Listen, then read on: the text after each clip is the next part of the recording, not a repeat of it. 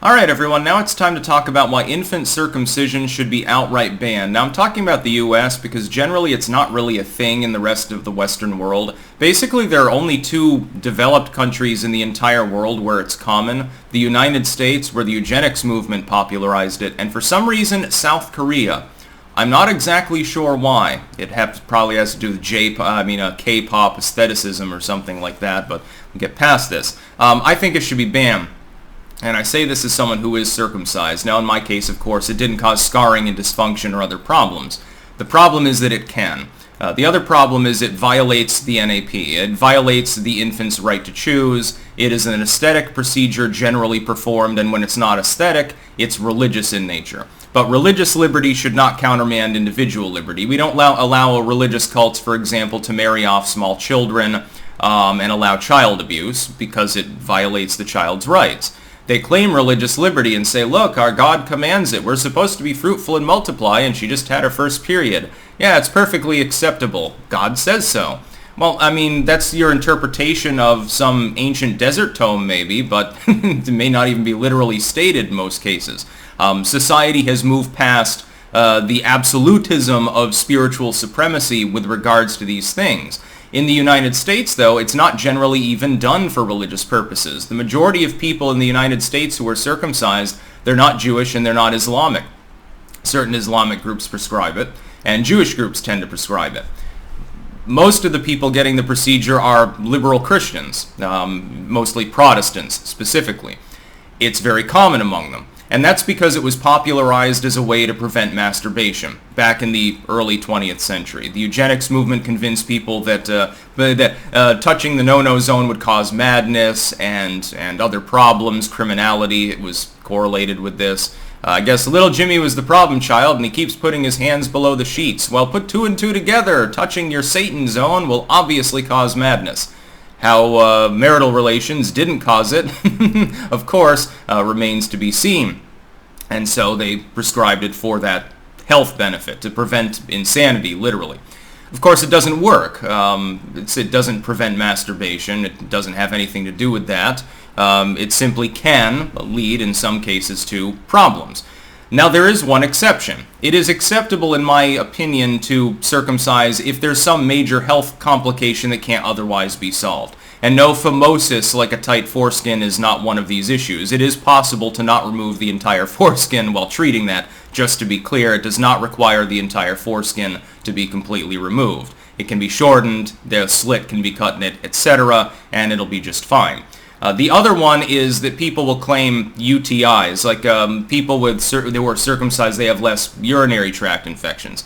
Well, I would say that women who have very small labia probably have the same benefit. But we don't tell women who are older, they have a couple UTIs, a yeast infection or something. When they go to the doctor, we give them a couple of pills for the infection, or an injection or something, I suppose, and tell them you might want to clean more thoroughly down there because, you have to keep your genitals clean. Wash your penis, says Jordan Peterson. Why is it that for males we say that we should proactively snip off the problematic tissues, but for females, no doctor is going to suggest, hey, I think you should get a labiaplasty here because you'll have 10% less UTIs. Well, that would be stupid, and if you did suggest it, you would be accused of trying to make a lot of money selling a surgical procedure that wasn't really necessary and was simply aesthetic for most of its users. Kind of like male infant genital mutilation, which is what male circumcision actually is. Now, if a person's older and they want to comport to a religion, they think it looks better, whatever the hell they want, I don't care if they get a Prince Albert, I don't care if they have their balls tied in knots, I don't care if they have little studs embedded under their penis skin. They're adults. They can do whatever the hell they want. In fact, even older children, if they understand that it's irreversible and it's really them themselves making that decision for some deep-seated spiritual reason, that's okay. I have no problem with it. You're doing it on newly born babies, and I riddle me this.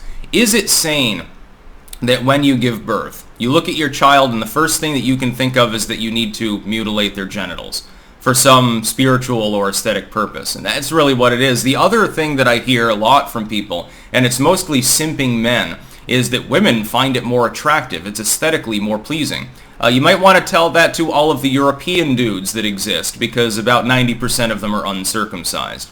or people in Asia, or people in about half of the continent of Africa, or virtually all of Latin America, or a significant minority of Americans, or most Canadians and Australians. You see the pattern that I'm going with here. I suppose if you have a thing for Middle Eastern men, of course, that might be part of the aesthetic, but that's really the only native location in the world where it tends to be common. Parts of Central Asia, through the Middle East, Saudi Arabia, etc., and down into parts of the Islamic core of North and Central Africa. By the way, as far as the additional mythology, that it helps in the fight against AIDS. With AIDS prophylaxis, it's not really necessary, number one. And number two, condoms do exist. And number three, that is highly overblown. And I have a theory. I haven't seen literature on it, but in my opinion, it makes common sense.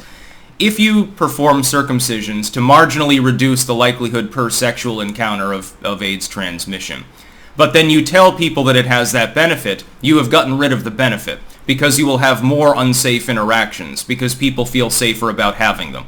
And so I don't think there's a reason why that particular globalistic garbage guidance on circumcision for young males in Africa has been scrapped. They've done away with it as of last year. There's a reason for that. It didn't show any particular promise in fighting the spread of AIDS. Prophylaxis does, telling people, hey, no, actually fucking a virgin will not cure AIDS. Hey, you should get tested. Hey, use no glove, no love. Those things work. Circumcision does not work. It has no legitimate medical benefit beyond a handful of cases where there's some sort of penile deformity. It's the same as female circumcision, which we label that genital mutilation, but somehow with men it's separate but unequal. There are a handful of potential usages for those kinds of procedures. Generally speaking, they're religious or aesthetic, and they're not necessary, and so we've banned them in the West. We've said, no, you can't cut the clitoris off of a young girl. That's barbaric. Why is it that we allow them to do that to young males? Again, they're older, they're Jewish or something like that, that's perfectly fine. Go in and have a circumcision. But it should be left up to that individual. If they're too young to understand the basic premise of spirituality, then I would say you can't really use the spiritual argument. And the parental rights argument is bullshit too. You can't use the health argument because there is no health benefit. Nothing that can't be solved by simply washing your goddamn dick. Again, girl gets a UTI, we say, fucking clean yourself better. Young male gets a UTI, oh, off with the foreskin. It's the only solution. I can't teach you how to use a bar of soap. That would be bizarre, but, let's get you surgery. What it really comes down to is that it's a money-making scheme. Initially, it was false medical proposals. Again, stopping insanity by stopping no-no zone touching. Now it's morphed into a combination of aesthetics and cultural convention. So a lot of people still get circumcised just because they're circumcised. So they're like, well, I'm circumcised. I'll have my son circumcised too. It's a family tradition, I suppose. One that needs to be rooted out and actively combated. I do support the intactivist movement, to be clear. I think that it's child abuse, and there's no benefit to it. It's one thing if you can say that something that's unpleasant has some significant benefit. At the very least, you can make an argument out of pragmatism. But there is no pragmatic argument to be made with infant genital mutilation. No, among males, the same as among females. That's about all. Peace out.